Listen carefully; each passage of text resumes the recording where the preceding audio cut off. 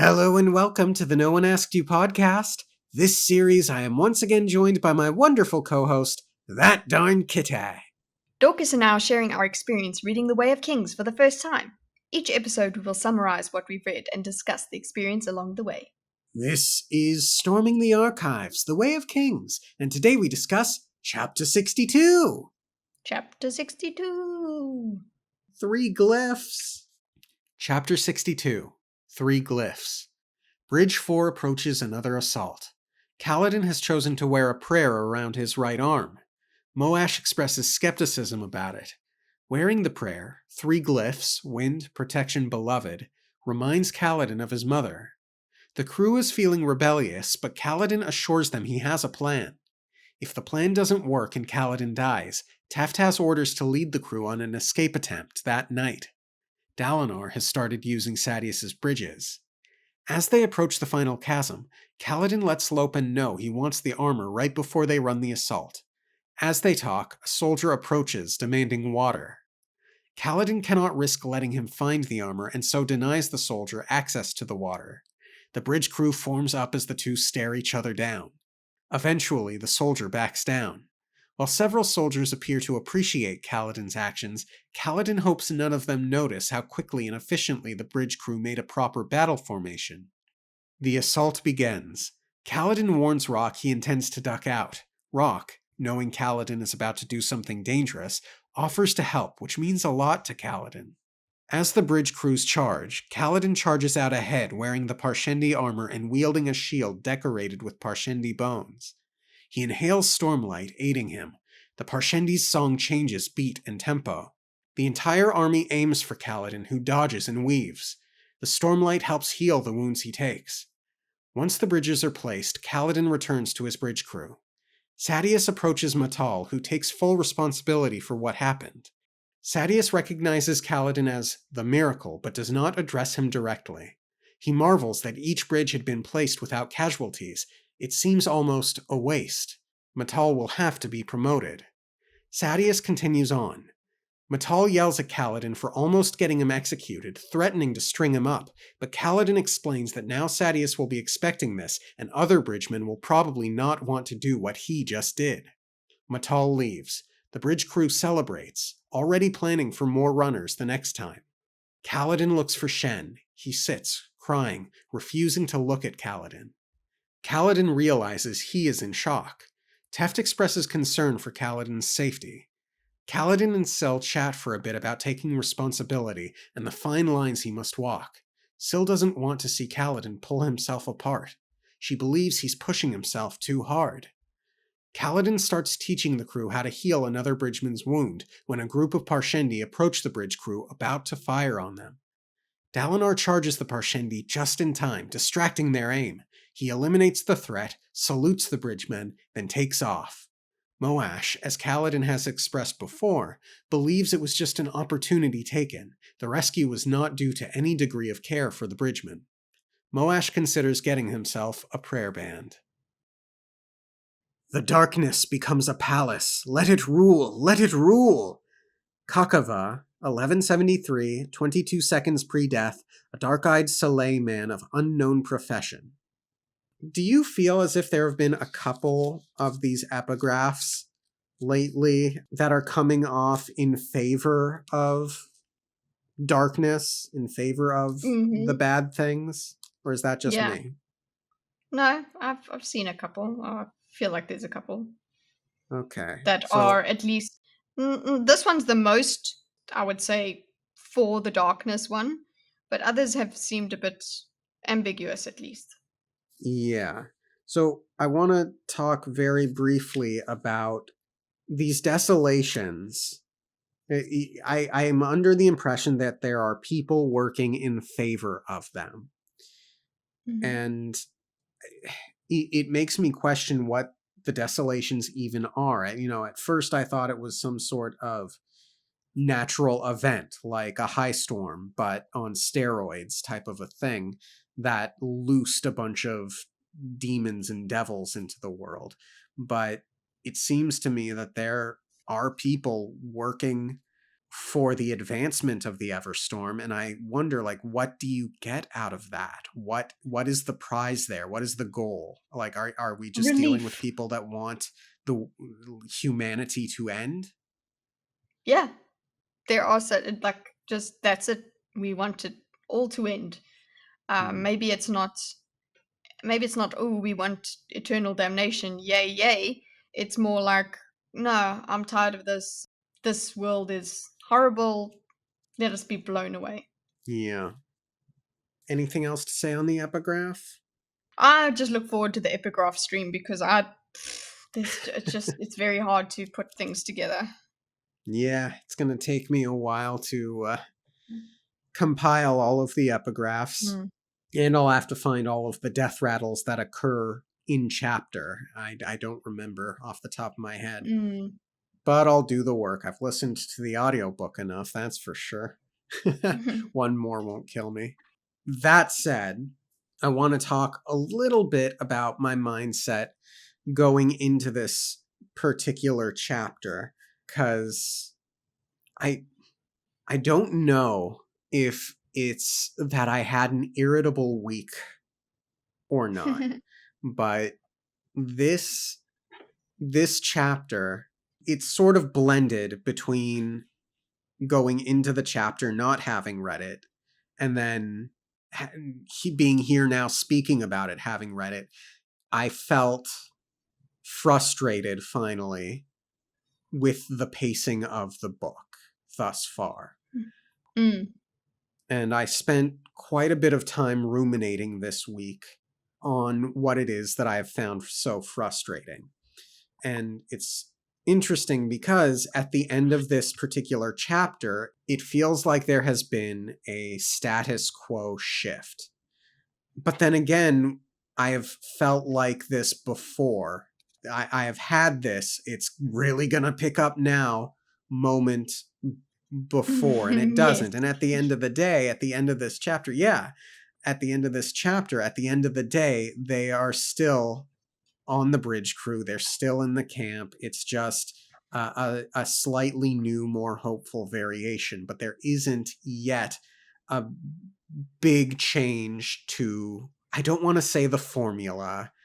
Status quo still feels somewhat like the right thing. So I look back at many previous chapters. There's a lot of introspection, character introspection, and there's little bits of psychological elements that Mhm. Sanderson is sort of picking away at with the characters. And you see it, and you feel like there's some degree of character progression, but it it feels like it's being drip fed. And so many times you get it almost comes off a little wishy-washy with characters having these psychological elements being chipped away at them, and they come to some sort of determination or revelation, but then in the following chapter or couple of chapters it's kind of back to, well, I don't know, I'm being all introspective again,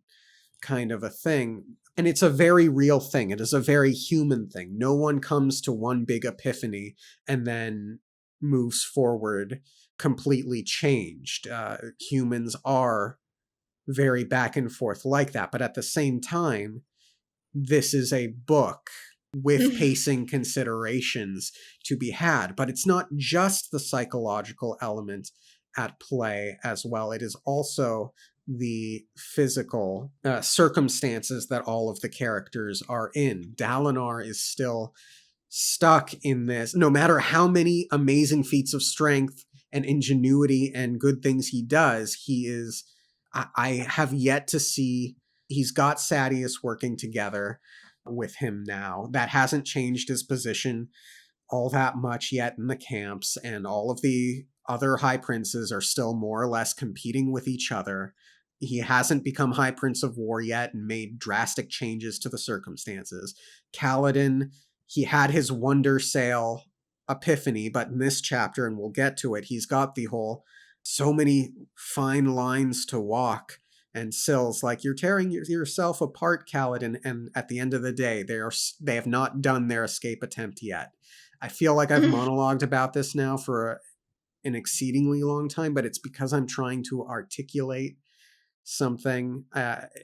And yes, all signs point to it's going to pop off soon because we are getting to the end of the book. We know that Sanderson spends an exceedingly long time only to do the Sanderlanche at the end. Nevertheless, this particular week, I don't think it's the chapter's fault. I felt frustrated for the first time with the pacing in a meaningful way. What do you think of all of that monologue, Kitty? I I can see what you're talking about. It's the changes that we are that the characters go through are very subtle. Yes. At like in terms of circumstances, definitely. Although I mean, like, look, we have had the what do you call it? Like we've had Shalon really go through some things, but the Mm-hmm. thing is, she's still there, and we still don't know. You know, like I see what you mean. Like the broad changes haven't happened very quickly, and like I it's very strange the way that we can go chapter by chapter without even without summarizing. We're literally reading each chapter when it comes to us reading Mistborn, right? The Mistborn trilogy. Mm-hmm. And I haven't really been frustrated with the pacing of those books at all. And we are reading them quite in depth. Slowly. Yeah. Yeah, In so depth. our format should make us frustrated with Mistborn more than anything else. But it doesn't. I am getting frustrated, but I also know that it'll probably all be worth it in the end. And I know that people have similar criticisms for Wheel of Time, so it I guess depends on whether the pacing gels with you. Maybe other people enjoy just being in the world, in the book, for as long as possible. Yeah. And for clarity, I do have every bit of faith that Sanderson's going to stick the landing. I mean, I'm sure Mm-hmm. it's not considered his magnum opus for no reason. I think Mm-hmm. I got those double negatives to. I'm saying it's well regarded for a reason. Mm-hmm. um, Yeah. Maybe that's also what what it's supposed to you're supposed to be feeling at this point. It's like, okay, something this is you thought it was built up before, well now it's even more built up. yeah, And you just will nothing will prepare you for what actually does happen because you're so used to these kind of, and I say subtle, it's not like, I mean, sure, you could go and argue how huge the changes are actually to the characters, but I'm saying like location wise and that sort of thing. It will be interesting to see how the pacing is in other books yeah, of this series, if this is just a because it's the first one or something like that. yeah. Very curious. We'll see what happens. Mm-hmm. Hopefully, now that this new status quo, I don't know, they've bought themselves some time, but in a way that just feels like it's a way to get Sanderson to talk more about them in Yeah, like I'm Sadius's like, camp for that much longer. yeah, I'm like, huh? We should be escaping tonight. If you were gonna do it anyway, we Yeah. don't have time for this. But let's get into the chapter in the chronological Mhm. sense. I have Yeah. vented. It is out. Like I said, I did also have a somewhat irritable week this week that I'm probably taking out on the book in a small way. I try not to let IRL enter in here. You know what I mean? But Mm-hmm. sometimes life happens. This is Exactly. my happy place. I'm Mm. excited to be here and to get to do this every week. Moash, we get the setup for the joke at the end of the chapter here with Moash talking about the prayer band that Kaladin has chosen to wear, Mm-hmm. which is great, especially considering that the character of Moash thus far has been one who has not so subtly been, I think, trying to adopt Kaladin mannerisms in a way. You know what I Mm-hmm. mean? uh, it doesn't strike me as familiar, but I'm honestly, the crew blends together a lot for me, Fair. except for Rock. I mean, Moash is coming to like really idolize Kaladin. I think Hmm. there have been hints of that in previous chapters, and there's another hint at it in this one, but we'll get to there. Kaladin has decided to wear a prayer glyph because it reminds him of his mother, which is very sweet. And it's the first hint that he's actually quite nervous about what it is he plans to do. Yeah, as he should be. Yeah, very much so. Wind Protection Beloved, which is a prayer to Yezeraza, the Stormfather, to protect loved ones and friends, which is fair and good. Yeah, that's his whole purpose. Yep. So let's break that down. We've got Wind, we've got Kaladin, Storm Blessed, Windrunner Kaladin. Mm-hmm. That's no coincidence. Protection. Why can't I save them? And, his act of protection. Beloved. Don't know what That's to for make the of that beloved. one. Yeah. The people that he. I think the reason to have the word beloved is for the people that he finds beloved to him. Yeah. It's a good prayer. Mm-hmm. The bridge crew starts talking about mutiny, essentially. One of them suggests attacking Sadius. One of them talks about attacking the other soldiers. So something's gotta change ASAP. Kaladin knows this. They all know it, but they need Kaladin's level head to rein them in. Yeah? Yeah, and they're feeling this way at this point because they've only slept 3 hours. They were doing chasm duty. They didn't train. They had to just do more salvage. So they're really not feeling lacquer. They're not feeling good. Mm-hmm.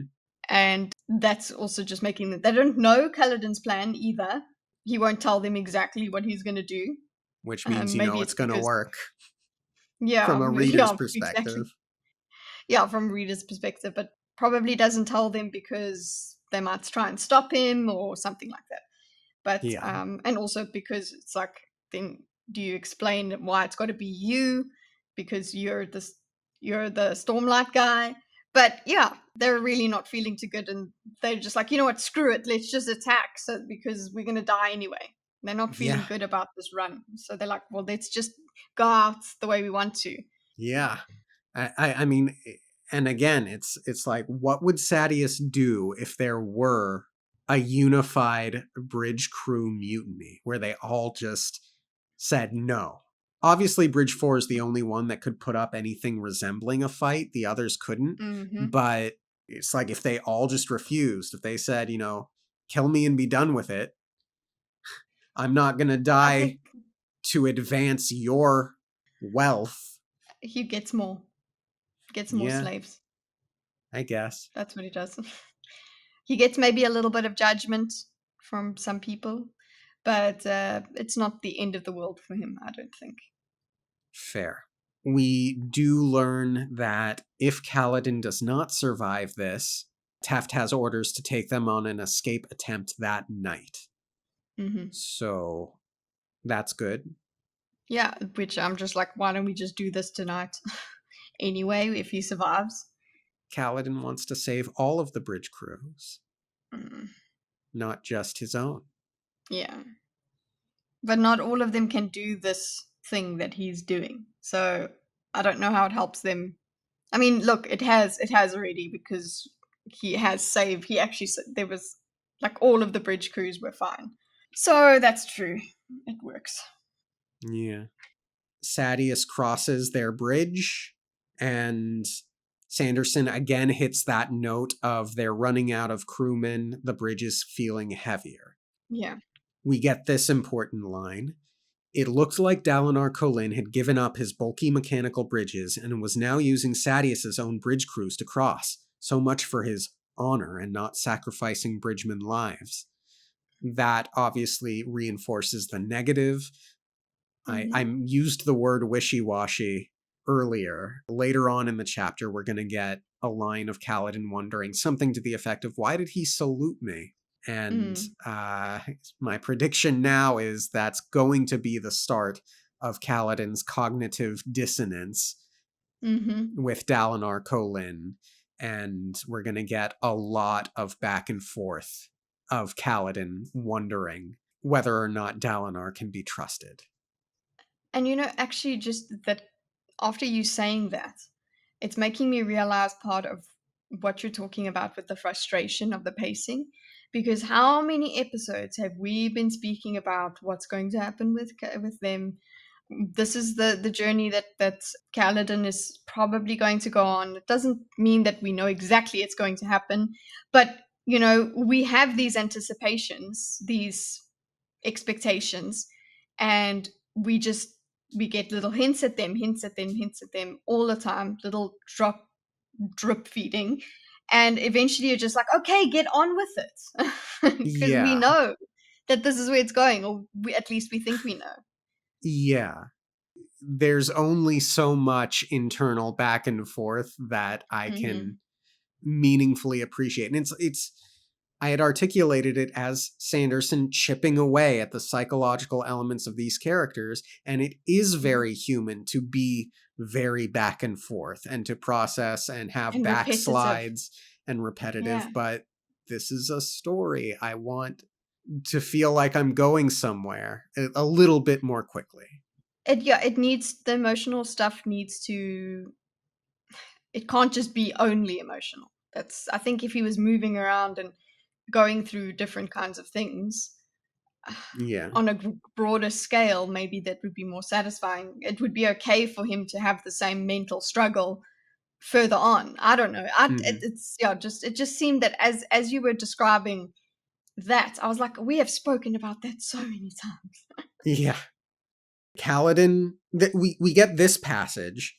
In his pouch, Kaladin carried a large number of infused spheres, obtained from the money changers in exchange for a greater quantity of dun spheres. He hated taking that loss, but he needed the stormlight. I thought it was established that exchanging Mm-hmm. spheres done for lit was a one-to-one thing. Yeah. I didn't think it was done at a loss. Am But I no, yeah, it misremembering? shouldn't be. Yeah, it shouldn't be. But maybe this person was taking advantage. So it's exchanged for a greater quantity of done. Yes, it's supposed to be one for one, but maybe he had to give a greater quantity of done to convince the person to exchange them, which is so Hmm. weird. But a money changer shouldn't be doing that. It should just, that's it. Yeah. Like it's not just someone on the street that he's asking for change. I, yeah, I mean, I can headcanon it that he Mm. had to do this with someone less reputable to avoid Mm-hmm. suspicion that a bridgeman has so many True. spheres. But it's Mm-hmm. not even hinted that that's the case here. And I'm pretty damn sure it was stated One earlier for that one. it's a one-to-one thing. So Mm-hmm. I don't know what to make of that passage other than that it set me down that rabbit hole of Mm. thought. I guess that, yeah, there was just not space for him to be irritated. It was just like, okay, he hated taking that loss. Yeah. But that's about it. Yeah. At the next chasm, Lopen walks up to Kaladin. He's got the armor and he's got the water because that's his Mm-hmm. job. He brings water. Mm-hmm. They reaffirm that Kaladin wants it right before the final assault, and a soldier comes up demanding the water. Yeah, because there's us. They're actually, their water crews are slower Yeah. than the bridge crews one, obviously, because it's also, I think it would be smaller. The bridge crew is smaller. It's, yeah, it's a little bit more maneuverable. And just, sorry, just a note about Lopen having, he's actually hitched the stretcher to a hook at his waist, making up for the missing arm. It's like, just the ingenuity, making sure everything is as efficient as possible. I just loved that idea. That made me think Lopen's dying right now. That's Oh what it no. got me scared. Yeah. Oh. No, I didn't get that at all. I thought that No, was. I Oh, you I mean had because of the flashbacks. soldier? No, not even because of the soldier. No, it's just from, I'm like, in this chapter, this Lopen shines so brightly, and I'm like, oh no, please don't take him from me. It was kind of like a George R. R. Martin moment. I was like, please. Gotcha. Yeah. No, so help me if something happens to the Mm-hmm. Lopen. Mm-hmm.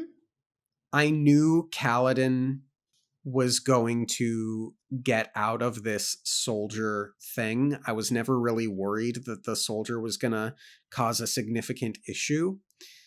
But man alive, did I hate this soldier reading this passage. So Sanderson did a really wonderful job of making me viscerally dislike the guy. Oh, but it was so nice that Kaladin talks about how big the guy is, or like thinks about it, but then he stands up to him. Uh, Yep. that's satisfying. So you have that hatred of the soldier, but then you have the satisfaction of Kaladin standing up to him, and then also just the whole crew just forming up around it. Very cool moment.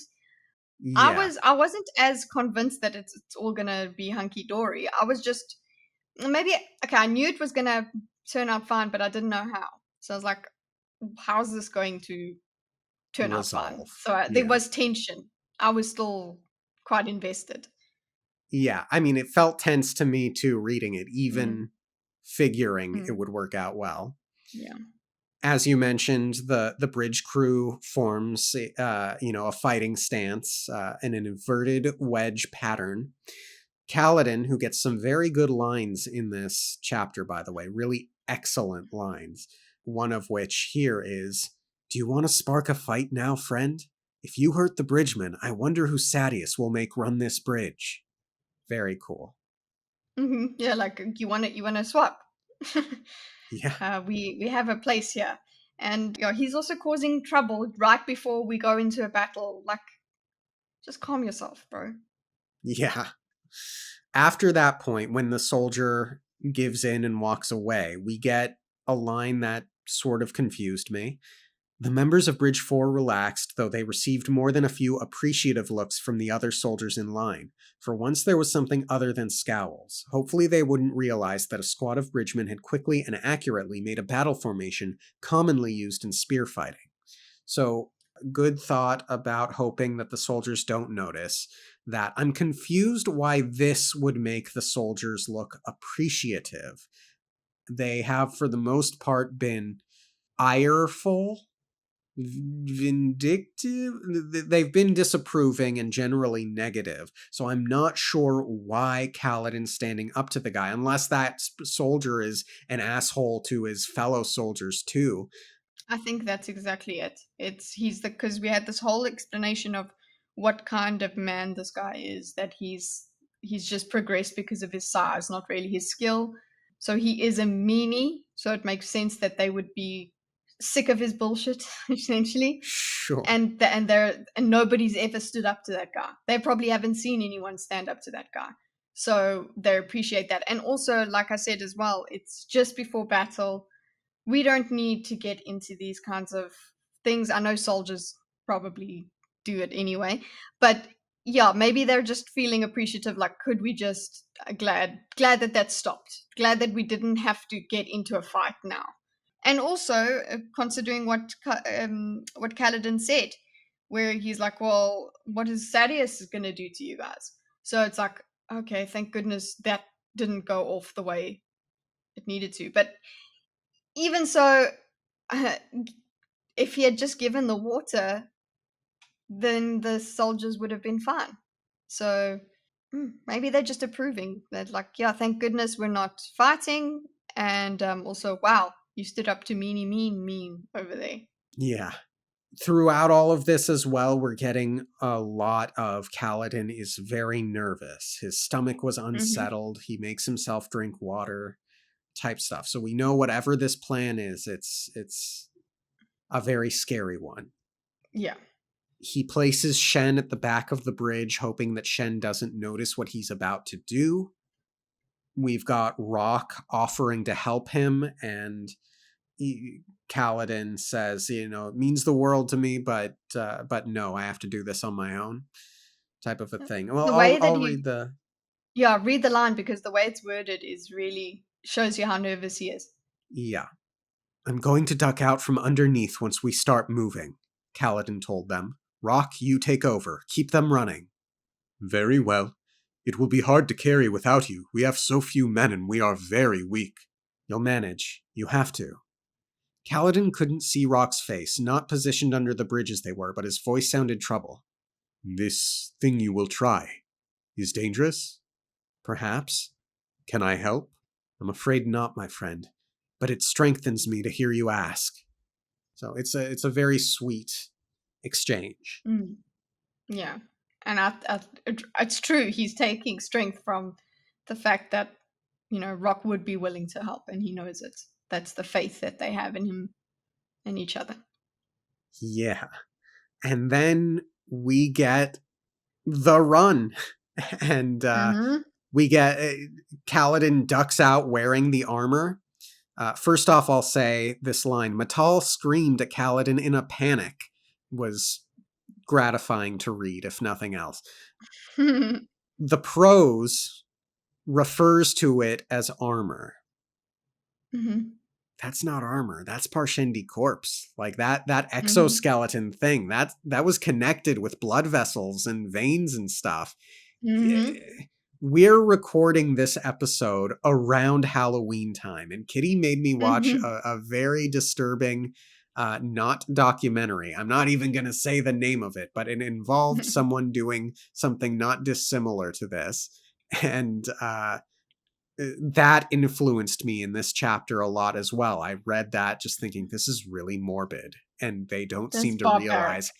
Yeah, it's barbaric, and they don't seem to realize exactly how morbid and barbaric it is, what he's doing. Yeah, because they're just such a different species. It just doesn't occur to them that bro is running around in skin. I mean, it's kind of like with Monster Hunter. When you do Monster Hunter, you're creating armor out of monsters, and then you go and wear their mom to go and kill them, and you create weapons out of their mom essentially, and you go and kill them with their mom's tooth or something. If you think about it. Yeah, it's barbaric. Yeah, but play Monster Hunter, it's fun. Syl zips in front of him, a ripple in the air. He takes in the stormlight, and he's got a shield with red Parshendi bones in a crisscross pattern on the front. And the music changes.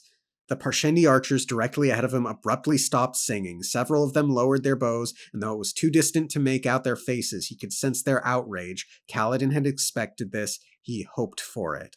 As Kaladin grew closer, a different song started among the Parshendi archers, a quick, violent song, more chant than melody. Yeah. They're pissed. And at this point, knowing what it is he is doing, I think Kaladin has become persona non grata. There is no world in which Kaladin will ever have good relations with the Parshendi. No. None whatsoever. Yeah. There is we still don't understand exactly how this whole sanctity thing, like not even touching the dead. So it's the look, we are as humans already know that that's barbaric, but the idea of it being even worse to them than it would be for us, I need to understand what it is about their dead. Why do you have to what's their belief around it? I just I'm getting sazed about it, I suppose. Like, what is the belief behind it? Like what has he done by wearing this other than just doing something gross? What does it mean? What kind of defilement has he actually done? Like, yeah, it's we knew that it would be taken this way. Yeah. And I remember like wondering up to this point what the plan was going to be. This plan makes sense. It's not a bad plan by any means. Yeah, I thought that it was based on the whole thing with the dead, so I knew that, but I was wondering, okay, what does he think? What does he want them to do? That's the thing. Because I was like, what does he want? Does he think that they'll just be so upset that they turn and run, or So I guess I didn't think it all the way through to, anger, therefore targeting only him, and then him Mhm. stormlighting, whatever. So I knew half of it. Nice. He takes in the stormlight. He starts running ahead. He's zipping. He's dodging. He feels electric. He feels the storm within him. He gets hit a couple of times, and the stormlight heals him, he realizes, and they're all aiming for him. He can't pay too close attention, but you and I know, having finished the chapter, that they are all after him. And it's a really neat action scene. Yeah, so cool. Yeah. Oh, we also, sorry, within that scene, we do also have a bit of an explanation of how he pulls arrows towards certain things. Seems like he's actually been moving arrows himself. Yes. How many arrows did I draw to the bridge, pulling them away from me? So he's like, seems to be doing that. He sees how he's doing it with the shield. Yeah, he learns a bit about his powers while he's doing this. Eventually, all of the bridge crews place their bridges. With the start, Kaladin realized that the bridge crews had parted around him, leaving a space for him to keep dodging while they passed him and set their burdens. Bridge 4 was in place, cavalry charging across to attack the archers. The bridge crew cheers. They're praising him. It's really great. And there are arrows stuck in his armor. That's going to be important. Mm-hmm. We'll get into it in a little bit. But, well, we can get into it now. At some point in the near future, the bridge crew is going to be like, we can get 4 or 5 people doing this. Mm-hmm. And I'm thinking, first off, so far, Kaladin is the only one with this ability. So I don't think anyone else doing this will yield the same results. It is still an Yeah, extremely... they will not survive it. Yeah. So, maybe it'll generally slow down the death of other bridgemen, but this is not a good long-term solution. I really believe that only Kaladin can do this, and that's Mm-hmm. not, even that, him alone isn't going to be a great long-term solution either. I think they could still tinker around to make it a better long-term solution, but that group is overly confident with it right now. I'm actually hoping that they actually just don't have time to something happens so that they don't even get to Have to, work on it. yeah. Yeah, Yeah, that's what I'm hoping for. I agree. I agree Mm. 100%. Again, frustrated with the pacing. I would like a Mhm. significant change to the status quo about now. But I did at this point wonder, down this line of thought, whether or not the bridge crew will develop surge binding abilities like Nah, Kaladin. I don't think so. Yeah, I'm not certain about that myself. I agree. Kaladin looks at Teft, and they more or less communicate to each other that no one saw him glowing. He Mhm. wasn't glowing bright enough, so secret kept for the time being. Matal shows up, and then Sadius shows up, and Sadius doesn't give Kaladin a glance. Not one. Mhm. Well, he nods towards Kaladin, saying that he He's an looks... object. Exactly. He looks familiar. Matal tells him that he's the one from before. Sadius calls him the Miracle, and this is our first time experiencing Mm. Sadius having to address Kaladin in some way, shape, or form. So it's interesting to note that he thinks of him in this way. But also, he thinks of him in this way, He but he doesn't think also of him does not as a speak miracle. to him. It's he doesn't think of Yeah, him as a miracle. He says it more denigratingly. But what were you yeah, saying, because Kitty? there's bunny ears in the miracle Yeah, part. But yeah, he still doesn't actually speak to Kaladin. He's just referring to him. right. They're talking about him as if he's not there. Right, exactly. Sadius says, I suppose I'll have to promote you now. And Yeah, he absolutely immediately assumes that the Matal was the one behind this. Like, there's no question about it, which is absolutely fine for everybody. We Well, don't need. he's in charge, so buck Mm. stops with him. Yeah. The thing that pisses me off about what Sadius says is, all 20 bridges set, most with nary a casualty. It seems like a waste somehow, Dick. Yeah, like a waste. Sorry, no, that's not a waste. That means, so you really do want to just continue this mill of killing people through the bridge crew? Yeah. More than a dick. I have other words. Agreed. Mm. Sadius continues on, and Matal and Kaladin argue, and I am extremely upset with Kaladin for not laying in harder. Matal says, "You could have gotten me executed." And at this point, I want Kaladin to lay into Matal. I want him to basically say, "You have been doing everything you possibly can to get me killed. Why should I give two flying fucks whether or not you get executed, you piece of shit?" But of course, Kaladin doesn't. And Kaladin gets the best retort. You know, if we couldn't get what I wanted him to say, we get something just as good. Matal says, "I should see you strung up anyway." And Kaladin responds, "It's been tried. Didn't work. Besides, you know that from now on Sadius is going to expect me to be out there distracting the archers. Good luck getting any other bridgeman to try that." So, great line from Kaladin. Yeah, great line. I think it's better for him not to go hard at him. I agree. Don't make it even worse. So, like, you want him to, but he can't. And also that There'll line never is be great. another time to, though. But I think this is fine. This is as far as he needs to go. He's being promoted, so he's actually he's probably not going to be involved with Kaladin anymore. So that's a good thing, at least. Maybe we don't know. Maybe this what means the we'll next... get Gaz back. Yeah, I don't know. We don't know who the next leader will be or next superior, but yeah, I think it's... He also knows... I think we also have a sense of this McCall guy is just not even worth it, honestly. Considering the power actually seems to come from his wife. He just does what she says. So, yeah.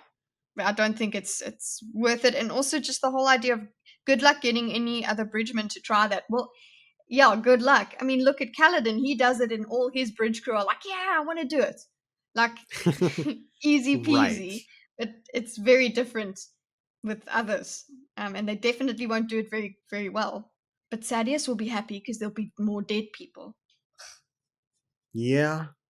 Kaladin realizes that there were almost no casualties, and he wonders how many of the archers were firing at him. The bridge crew continues to celebrate, and this is the part where they're like, "We should get 5 or more people running just like that," which, again, I'm thinking, Kaladin is smart. He looks for Shen. Shen is sitting, staring out at distant rocks, crying. He looks at Kaladin and shudders viscerally, shuddered visibly. So whatever relationship Kaladin had building with Shen, and I didn't get the sense that it was very much, to be honest. I think that's been shattered. I really would have liked Kaladin to have a conversation with Shen there, something like, "I know this hurt you, but we had to do it. I'll do whatever it takes to save us all," kind of a conversation. I was disappointed we didn't get that. I think it's beyond it. It's beyond conversation at all. I don't think there's anything he could have said anyway. And who knows, going up to him might have actually caused him to try and attack. Yeah. And also maybe he has a bit of shame. He doesn't actually... There's a... I can't go up to you and apologize because I'm ashamed of myself already. I have to confront what I've done. Yeah, rather let's focus on the victory or whatever this actually is. Yeah. Teft says that Shen might not be good for bridge runs anymore, which I think is likely true. And there does end up being... my immediate thought is, well, you need more bridge runners. But there's a line later on about Matal being unlikely to send the injured 20 or so bridge runners from the other crews back to those crews. So it sounds like they're probably going to stay with Bridge 4 for now. So that solves their problem of needing more people. Also, I'm just trying to think of like just Shen doing the runs. Like, do they shoot at Shen as well? Probably. Like, okay, so as long as he's alive, we can make him dead. But once he's dead, then it's like, oh my goodness. Yeah. Okay. I don't know. I mean, do the Parshendi feel about the Parshmen the way that the Parshmen seem to feel about the Parshendi corpses? Yeah, I don't know. Seems like it should go both ways. Then we get, again, another reinforcement of the morbidness of what Kaladin has done. Kaladin pulled the carapace-tied helm off his head, then ran his fingers through his hair. The carapace stuck to his clothing stank faintly, even though he'd washed it off down below. Mm-hmm. I read that and I was just thinking, gross, gross, gross, gross, gross. Yeah. Kaladin realizes that he is in shock, and I hope that is just from overexerting himself yeah, and doing too much stormlight. I hope it isn't something else. yeah.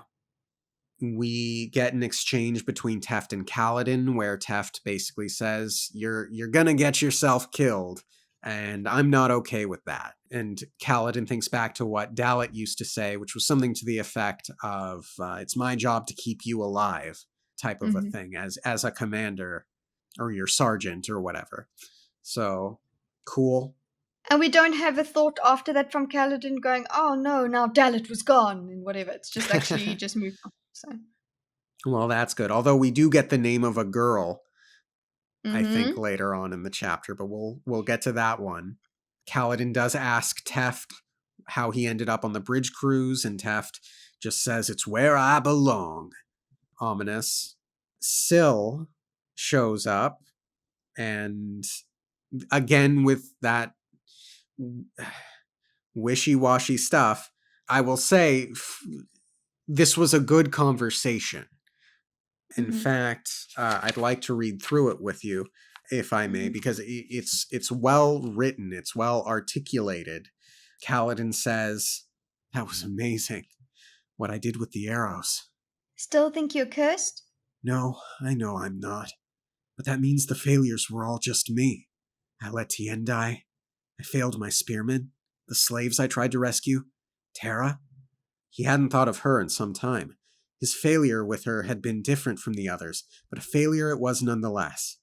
If there's no curse or bad luck, no god above being angry at me, I have to live with knowing that with a little more effort, a little more practice or skill, I could have saved them.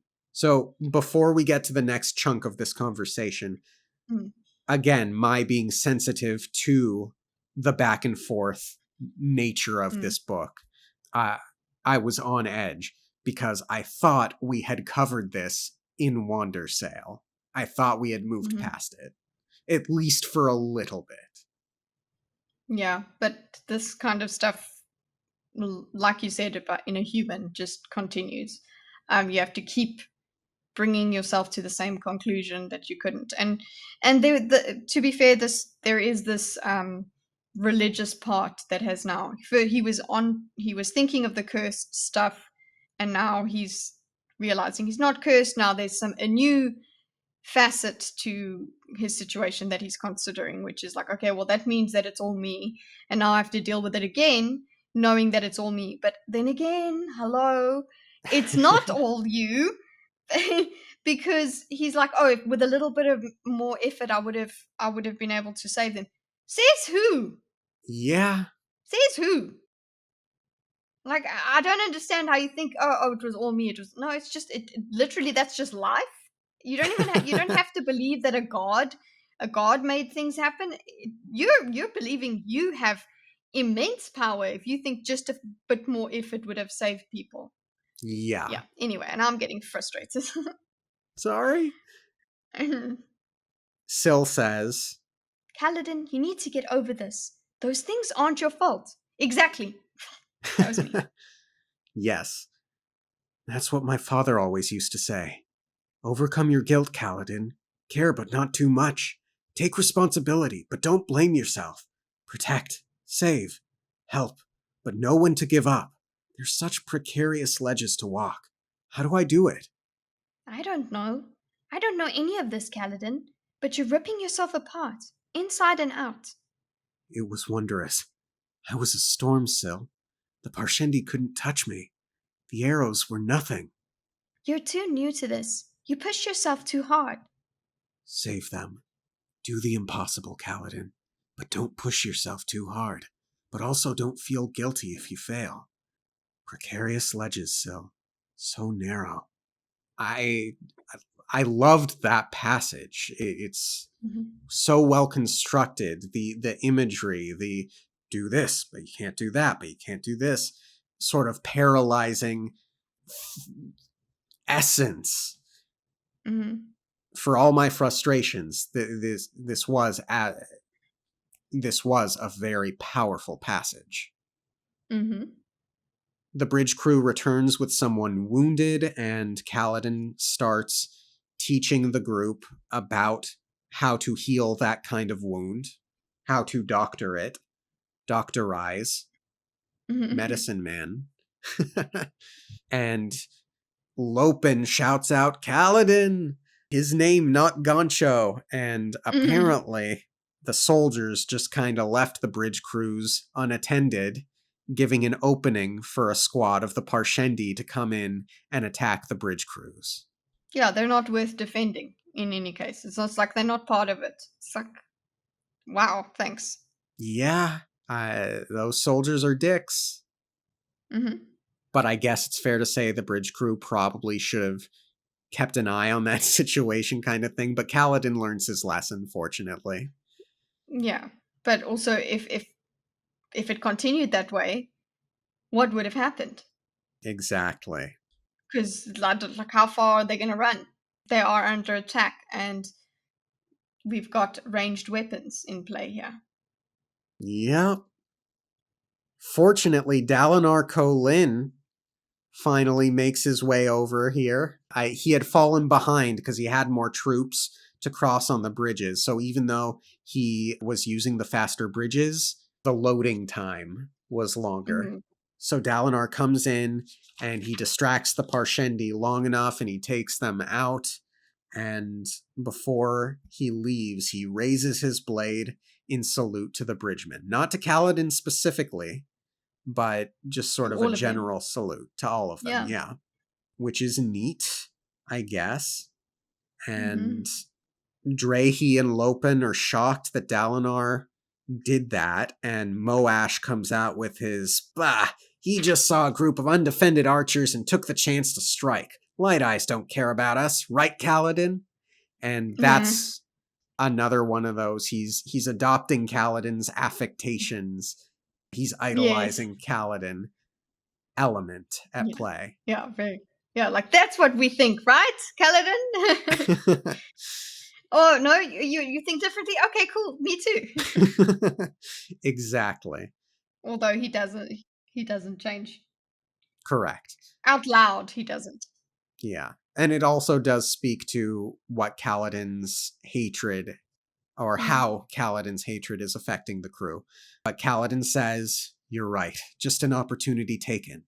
And then the prose says, except, why raise the blade toward Kaladin?